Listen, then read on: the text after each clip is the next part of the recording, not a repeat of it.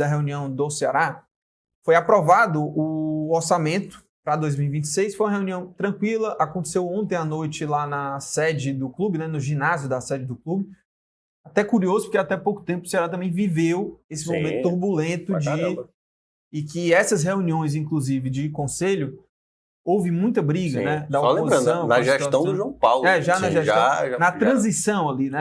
Da saída do Robson para a gestão do João Paulo. Mas houve essa reunião do conselho, foi tranquilo, foi aprovado esse orçamento, 166 milhões, receita bruta, e alguns detalhes também desse documento, né, do orçamento para 2026, que a gente vai falar aqui.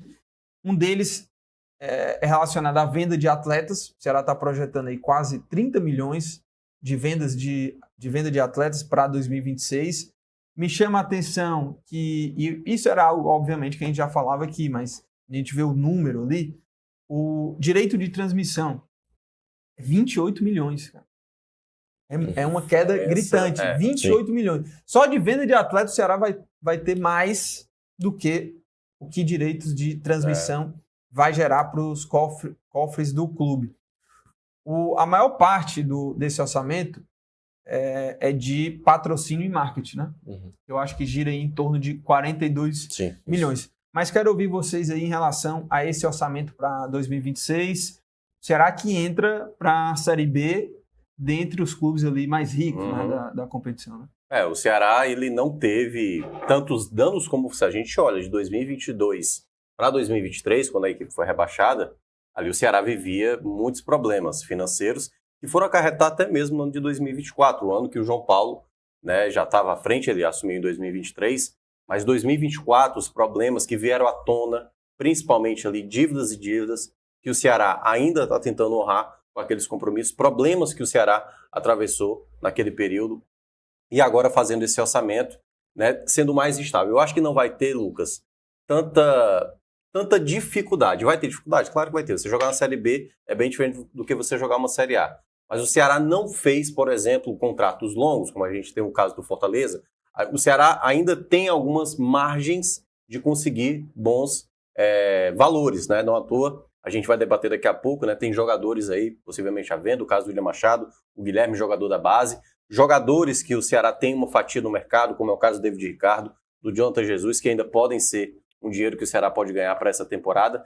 Então, esse orçamento que o Ceará coloca, curiosamente, é o segundo maior da sua história, até mais do que os anos anteriores da Série A. Isso mostra também como o mercado brasileiro está muito inflacionado, e aí as receitas também, os orçamentos estabelecidos passam por isso, e para isso, claro que a gente está falando aqui do Ceará, mas vale também para o Fortaleza, metas têm que ser atingidas. Copa do Brasil você tem que avançar, chegar na fase mais adiantada possível, se possível na fase 5, quando já entram as equipes da Série A, e obviamente as demais competições. Esse é um orçamento de uma equipe que o Ceará nos últimos anos se estabeleceu nesse cenário que ele vai encontrar na Série B, uma das principais delas.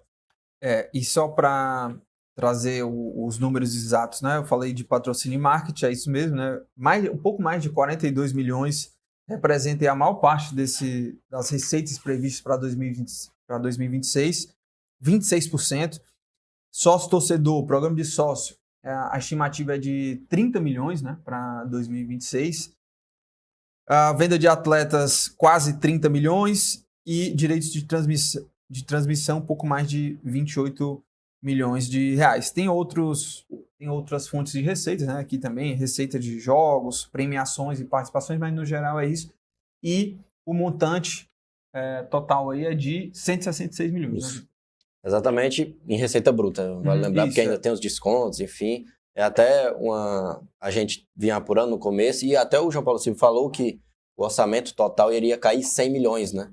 Que ficaria ali entre a faixa de 135, que era o que a gente estava apurando inicialmente, mas aumentou para 166. No caso, os 100 milhões de queda fica mais em torno realmente das cotas de transmissão e placas, né? Porque aquelas placas de patrocínio da Série B. É uma diferença de 100 milhões e, no geral, fica uma queda de 70 milhões sem contar os descontos.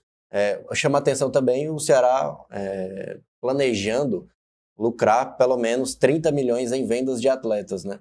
A gente deu ontem a notícia de que em primeira mão, né, de que o William Machado está sendo vendido, já foi vendido, na verdade, falta assinar contrato, enfim, essas coisas burocráticas para o Mirassol, e o Guilherme tem uma negociação em curso com o time da Turquia.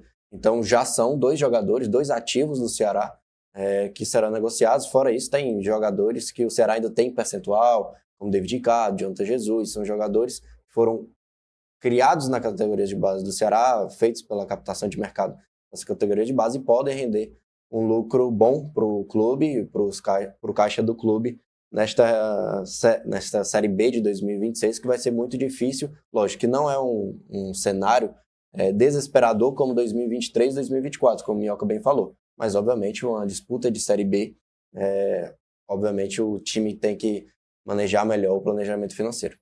É isso aí. Alô, AR, já estamos